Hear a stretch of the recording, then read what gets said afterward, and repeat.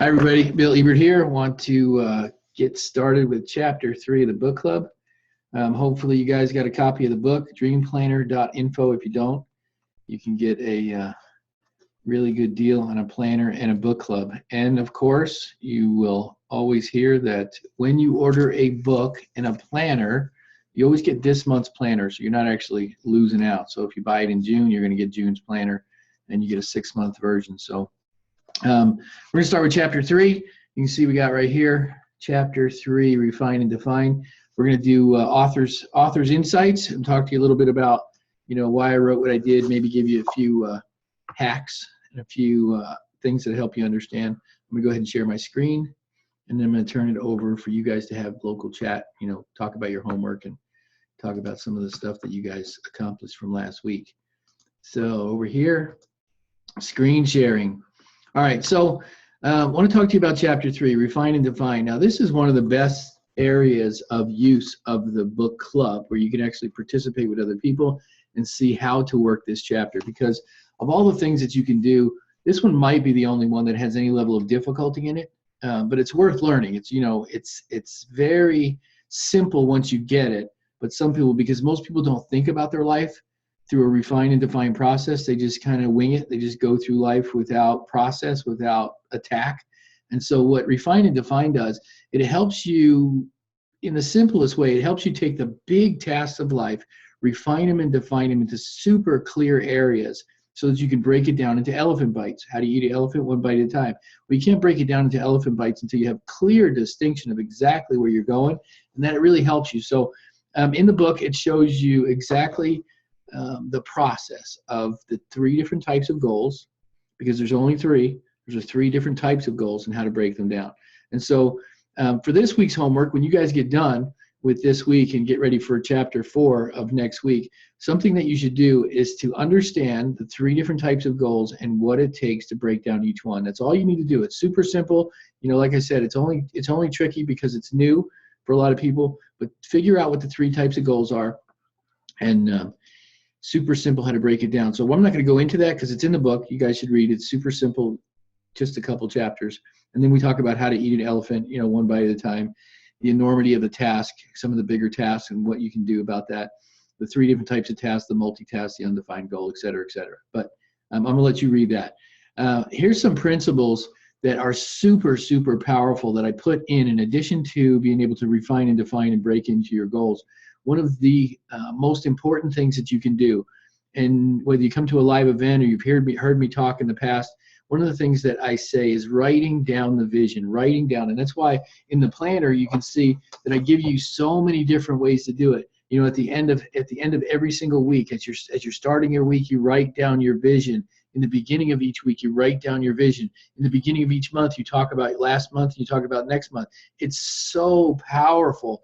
I can't stress enough how powerful writing, taking a pencil and a piece of paper.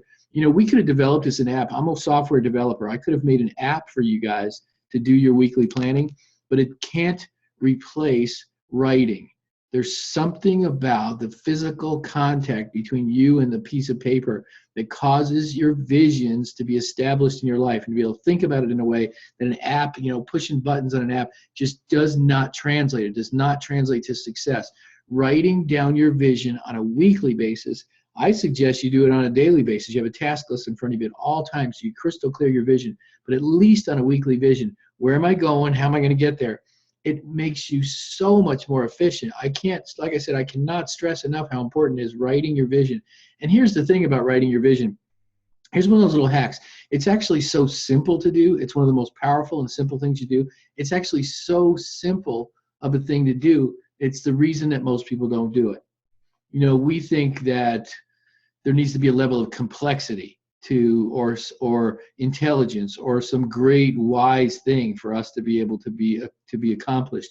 And in reality, just like most things in life, just like golf, you just got to swing the club more than anybody else. If you're a competition shooter, you got to pull the trigger more than everybody else. If you're a writer, you got to write more than everybody else. It's how you do it. And when you're going to be successful, you have to write the vision. Super simple. And then drawing your dreams. Here's something about drawing your dreams. I mentioned it in the book, but I really want to stress this point. Some people don't draw their dreams because they don't think they're a good artist. And it's really not the point of being a good artist. I intentionally, even though I know how to draw, I'm not a master artist by any means, but I know how to draw. I can draw some pretty good stuff, but I don't slow down to make it a beautiful drawing. I just draw pictures so that I can have a picture. A picture's worth 1,000 words. And there's just something about you drawing out a picture, seeing yourself, projecting yourself into a picture that causes you to be more effective. And it's just so important to do this, writing the vision and drawing your dreams. It seems simple and yet so amazingly powerful. Matt, before you begin, is the next chapter. There's just something about the mindset of the extremely successful people is they know where they're going before they get there. And some of it you need to leave. One of the things that's a yin and yang, a balance between knowing exactly where you're going to go and also being a little bit flexible when you're moving down the road. And here's an example. When a pilot flies from New York City to London, that he probably corrects his steering 10,000 times an hour. These tiny, minuscule little corrections, that it's not about being on course every single second of every single day.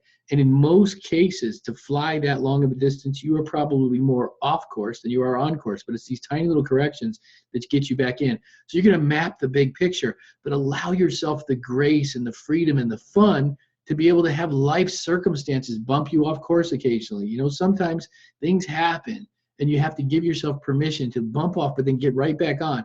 And that's the power of writing stuff down, is when you get bumped off course temporarily, you can go right back to your map and say, okay, this is where I need to be. It's those course corrections that bring you back, bring you back, bring you back. If you didn't write it down, it takes almost nothing to bump people off. ADD, always dealing with distractions. It takes almost nothing for somebody to be bumped off track and stay off track. You want to lose weight, you get on a diet for a little while, Thanksgiving comes along and you forget all about it. And then next Thanksgiving comes along and you forget all about it. 300 pounds later, you got bumped off track and never got back on. Well, it doesn't have to be that way. If you continue to refine and keep bouncing yourself back, mapping is so important to goal setting. Right now we're doing this call. It's a couple days after the first, and a lot of people do New Year's resolutions. And what's happened is it's actually becoming less and less popular to do New Year's resolution, because 75 to 85% of all resolutions never make it past January 18th. And people quit before they barely begin. And so people become disappointed. The trick to having a New Year's resolution is to have a map that you keep coming back to. You say, I'm going to lose weight. And just because you messed up, it doesn't mean that you stop. It means that you get back up and you can do it again. You keep coming back, course correction, course correction, course correction. And so map before you begin, very, very important. Revisit the list. I'm gonna let you guys read that. I'm not gonna talk to you much about that. Voice yourself to success. Here's one of those little things that in the book, right up here in the upper left-hand corner, it's one of those things that is very prevalent inside your dream planner every single week. And some people, not everybody, but some people stop doing this part because it's a little embarrassing for them to actually say something out loud, to actually voice the things that they should be doing with their life, the attaboys that their mom and dad never gave them, the course corrections of their soul is what we're talking about.